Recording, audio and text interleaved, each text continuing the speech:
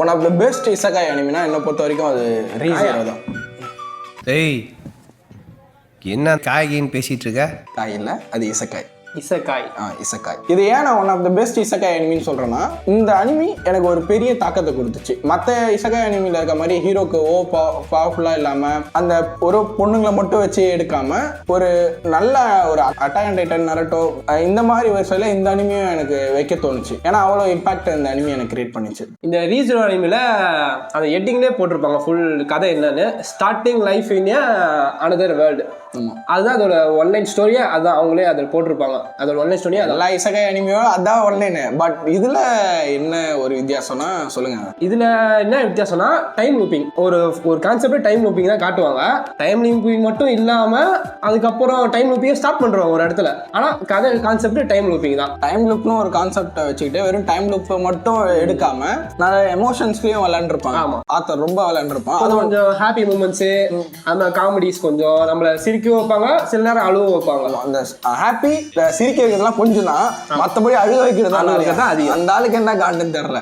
ஆனா எவ்வளவு வன்மம் உள்ள இருக்குன்றத தெரியுதுடா இதுல இருந்து. அந்த அனிமில இருக்க முக்கியமான கேரக்டர்ஸ் வந்து நிறைய பேர் இருப்பாங்க. அதுல நம்ம ப்ரொட்டாகனிஸ்ட பத்தி சொல்லணும்னா சுபாரு, அந்த கேரக்டர் நேம் சுபாரு. இப்போ நம்ம ஒரு மெயின் கேரக்டரா இருந்து ஒரு இசகாய் வேர்ல்டுக்குள்ள போவோம்னா என்ன பண்ணுவோமோ அதான் சுபாருன்ற மெயின் கேரக்டரும் பண்ணோம்.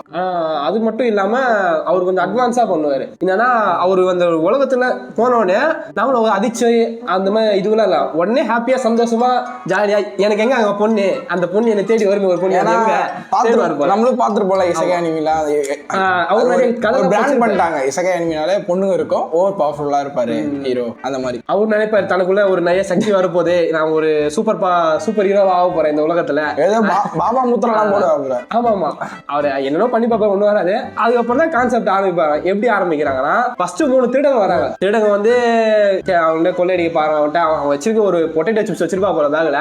அது என்ன தங்கமா வைரமா அது கொள்ளையடி பாப்பாங்க அவன்கிட்ட. அந்த உலகத்துல இருந்து எடுத்து வந்திருப்பாரு. அந்த உலகத்துல இருந்து இந்த உலகத்துக்கு டிரான்ஸ்ஃபர் ஆகும்போது கூடவே வந்துடும். அதுவும் அது எடுக்கும் போது ஃபர்ஸ்ட் அந்த சீன் தான் அதெல்லாம். அப்ப ஹீரோயின் வந்து காப்பாத்துறாங்க இவரை, புரியுதா? ஆனா அதுல ஒரு டிஃபரன்ஸ் இருக்குது. ஹீரோயின் வர மாட்டாங்க. அப்போலாம் ஒரு திருடி ஒருத்தி வருவா, இவனை எட்டி வச்சுட்டு போயிடுவா.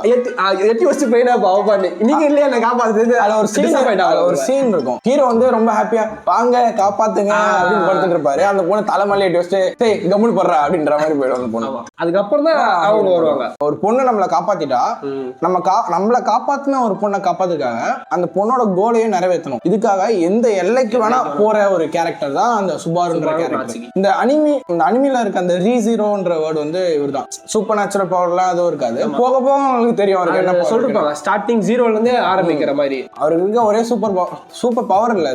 இது ஒரு சாபக்கேடான ஒரு விஷயம். செத்துருவாரு, திருப்பி லூப்பிங் ஒரே இடத்துல வந்து நிப்பாரு. ஒரே விஷயத்த 10 வாட்டி என்ன சொல்லிப்பாருன்னா ரிட்டர்ன் பை டெத்னு சொல்லுவாரு.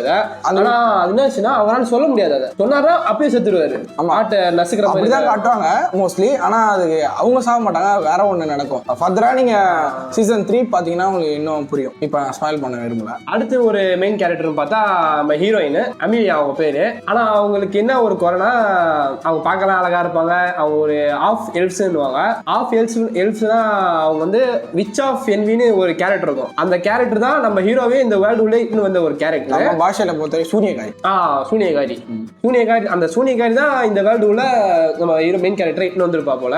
அது என்னன்னா அவங்க பார்க்கணும் அவங்க மாதிரியே தான் இருப்பாங்க. நம்ம சுபாராவுக்கு தெரியாது இவங்க தான் விச் ஆஃப் என்வி மாதிரி இருக்கிறாங்க. காப்பாத்தின பொண்ணு, அது காப்பாத்தின பொண்ணு அவ்வளவுதான் அவரு 5 பேர். ஆனா அந்த ஊர் மக்கள்லாம் அப்படி கிடையாது. அவங்கள ஒரு ஒதுக்குவாங்க அந்த பொண்ணு. ஒயிட் ஹேர் இருக்கு, ஆஃப் எல்ஃப்ஸ் வேற. இவ கண்டிப்பா விச்சு தான், இவங்க சூனியகாரி. இவங்க பக்கத்துல குழந்தை கூட போனா கூட குச்சி இழுக்கிறது இதெல்லாம் பண்ணுவாங்க. ஆனா இந்த கேரக்டர் பத்தி சொல்லணும்னா நருட்டோல எனக்கு சாக்குரா பாக்குற மாதிரி தான் இருந்துச்சு. ஆமா, ஆனா சாக்குரா அளவுக்கு இல்ல. சாக்குரா சீரியஸா ரொம்ப டென்ஷன் ஆகும் சாக்குரா கேரக்டர் பார்த்தா. ஆனா இதுல வந்து ஒரு நல்ல கேரக்டர் மாதிரி கொண்டு போவாங்க.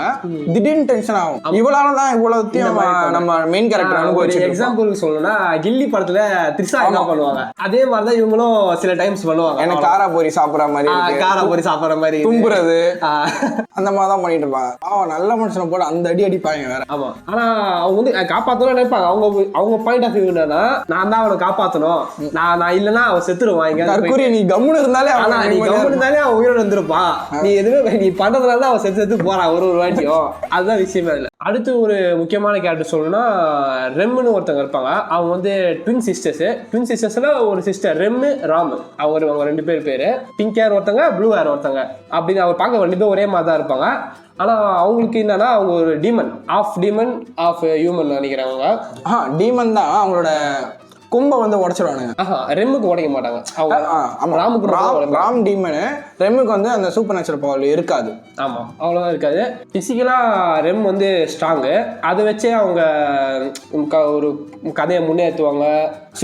சுபாவை காப்பாற்றுறதுலேருந்து எல்லாமே இந்த ரெம்ன்ற கேரக்டர் ஸ்டார்டிங் ஒரு 3 எபிசோடில் உங்களுக்கு கடுப்பாக இருக்கும் அந்த கேரக்டர் பார்த்தா. அதுக்கப்புறம் 3rd சீசன் கம்ப்ளீட் பண்ணுற வரைக்கும் அந்த கேரக்டர் மட்டும் தான் உங்களுக்கு மெயின் கேரக்டராகவே தெரிவாங்க. ஏன்டா எம்லியா கொண்டுட்டு இவ்வளோ வச்சிருக்கலாமோ அப்படின்னு எனக்கு அப்படிதான் தோணுச்சு. ஃபர்ஸ்ட் சீசன்லேயே அவங்கள மறந்துடுவாங்க எல்லாம் முடியும் போது எண்டியில். செகண்ட் சீசன்ல யாரு ரெம்முன்னு ஒரு கேரக்டரே கிடையாது. ஏன்னா ஆத்தருக்கு என்ன இதுவும் தெரியல, அந்த கேரக்டரே கோமா ஸ்டேஜுக்கு எடுத்துன்னு போயிடுவா போல.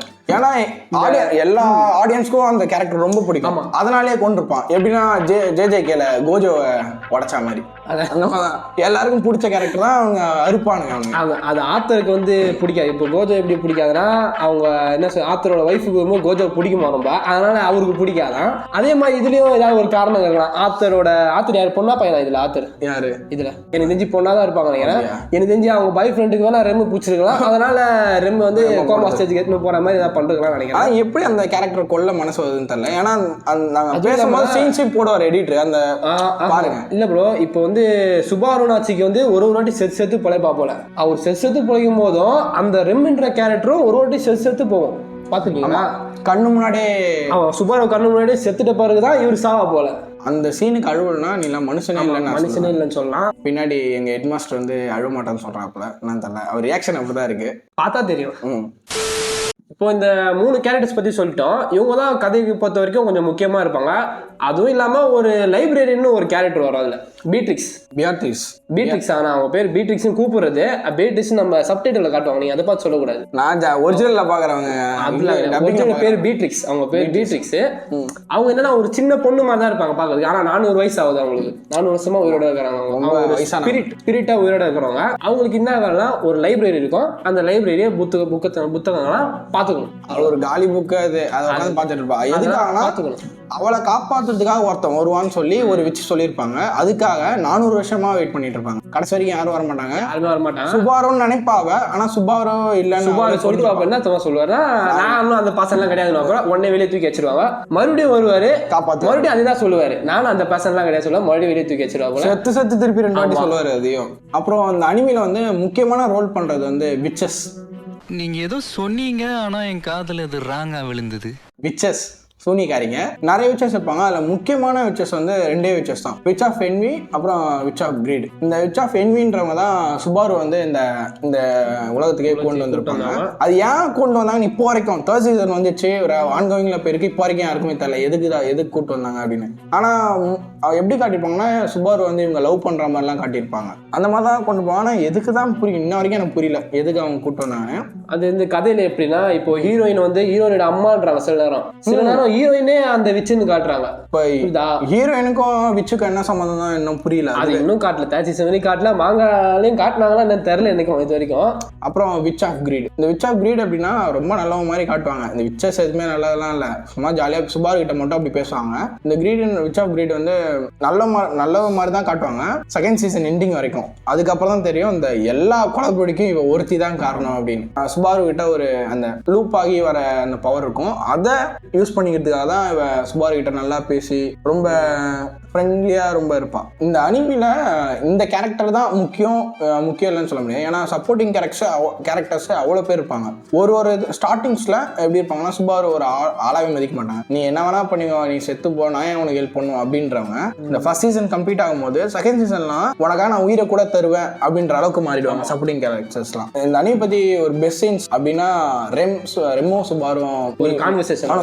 அதுதான் அதுதான் இருக்கிற பெஸ்ட் சீன் நான் பார்த்தது இல்லையா அந்த அனிமேல. சுபாரு வந்து லூப் ஆயிட்டு திருப்பி ஒரு 10 வாட்டி செத்து வந்து ஒரு ட்ராமாக்குள்ள போயிடுவான். அசையாம நின்று இருப்பான். ஏன்னா கண்ணு முன்னாடி ரெம்ம கொண்டுகிட்டே இருப்பானுங்க. திருப்பி லூப் ஆகி வரும்போது ஒரே சேவ் பாயிண்ட்ல தான் லூப் ஆகி வரணும். அப்போ வந்து ரெம்மு பார்க்கும்போது நீ வா அப்படின்ட்டு கடகடன்னு ஹைட்டான ஒரு இடத்துக்கு கையை பிடிச்சி கூட்டிட்டு போயிடுவான். இது வரைக்கும் எமிலியாவை லவ் பண்றான்னு சொல்லியிருந்தவன் எமிலியா விட்டுட்டு உனக்காக இருக்கேன் வா நம்ம போயிடலாம், ஒரு கண்காண இடத்துக்கு போயிடலாம், நம்ம தனியா ஒரு இடத்துக்கு போயிடலாம், யாரும் இல்லாத இடத்துக்கு சந்தோஷமா வாழலாம், குழந்தை குட்டி இந்த மாதிரி வாழலாம், நீ என் கூட வந்துரு, இந்த மாதிரி தான் போவோம். அப்ப ரெம்மும் பேசுவா, எனக்கு ஓகே நீ சொல்றதெல்லாம் ஓகே, அழகான வீடு, யாரும் இல்லாத ஒரு வீடு, ரெண்டே ஸ்டோரி எக்ஸ்பிளைன் தான் நல்லா இருக்கும். அது சொல்லும் போது எனக்கே கண்ணு கலங்கி ஊத்திட்டு இருக்கு தண்ணி. அப்புறம் கடைசியா அவனை சொல்லுவான், நீ இதை லவ்வோட சொல்லியிருந்தா நான் வந்திருப்பேன், நீ பயந்துருக்க, நான் உன் கூட தான் இருப்பேன், பயப்படாத அப்படின்னு சொல்லுவான். அந்த சீனே ரொம்ப அழகா எழுதியிருப்பாரு ஆத்தர். ஆனா நாவல்ல எல்லாம் எப்படின்னா அந்த சீனே காட்டுவாங்க, நேர்லயே அவங்க குடும்பம் நடத்துற மாதிரி 2 பசங்க இருப்பாங்க, வேலைக்கு போவாங்க, அந்த சீன்ஸ் எல்லாம் இருக்கு நாவல்ல இருக்குது. ஆனா நம்ம அனிமேல காட்டல. சரி, கடைசியா இந்த அனிமே ஏன் நீங்க பார்க்கணும், ஏன் இவ்வளோ நாங்க மூச்சு தண்ணீர் பேசுறது எதுக்காகனா இந்த அனிமே போய் நாங்க சொல்லி பார்க்கணும்லாம் இல்ல, ஏன் பார்க்கணும். ஃபர்ஸ்ட் எபிசோடு பொறுமையா உட்காந்து பாருங்க, ஒரு 50 நிமிஷம் தான் இருக்கும். ஃபர்ஸ்ட் எபிசோடு மட்டும் கொஞ்சம் பார்க்கறதுக்கு உங்களுக்கு வெறுப்பாக்குற மாதிரி இருக்கும். ஆனா ஃபர்ஸ்ட் எபிசோட் பார்த்துட்டு போய் தான் உங்களுக்கு செகண்ட் எபிசோட்ல இருந்து என்ன வரப்போகுதுன்னு காத்துருங்க. அடுத்தது என்ன அப்படின்னு கொண்டு போயிருக்கோம். ஒரு ரொம்ப அண்டர் ரேட்டட் இசைகாய் அனிமி, இது பெஸ்ட் அனிமின்னு சொல்லலாம். யாருக்குமே இந்த அனிமே பத்தி நிறைய பேருக்கு தெரியல. கண்டிப்பா இந்த அனிமி பார்க்க வேண்டிய அனிமி. மறக்காம இந்த அனிமி பார்த்துருங்க அண்ட் சப்ஸ்கிரைப் பண்ணுங்க. வரலனா யூ ஆர் கே.